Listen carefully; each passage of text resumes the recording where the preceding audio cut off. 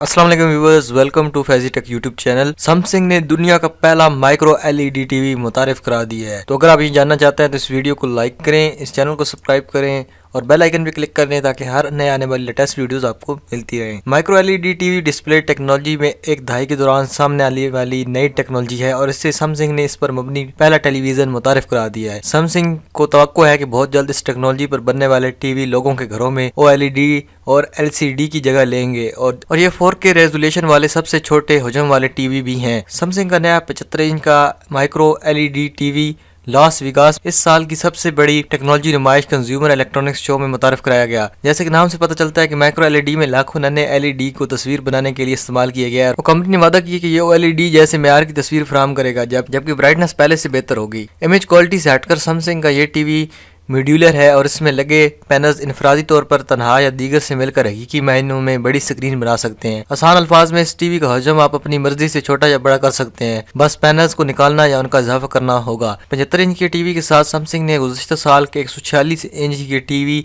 दीवाल का मजीद बड़ा वर्जन भी पेश किया जो कि 219 इंच का था। सैमसंग पहले ऐलान कर चुका है कि 2019 में वो सार्फिन के लिए माइक्रो एलईडी टीवी मुतारिफ कराने वाली है ताकि इस नई टेक्नोलॉजी का फायदा उठाया जा सके जिसमें पतले पैनल्स का इस्तेमाल किया जाता है। सैमसंग की जानिब से माइक्रो एलईडी डिस्प्ले की फरोख्त की तारीख या कीमत का फिलहाल ऐलान नहीं किया गया। तो दोस्तों, सैमसंग के प्रोडक्ट्स आपको कैसे लगते हैं नीचे कमेंट में ज़रूर लिखिएगा। मिलते हैं नेक्स्ट वीडियो में, तब तक के लिए अल्लाह हाफिज़।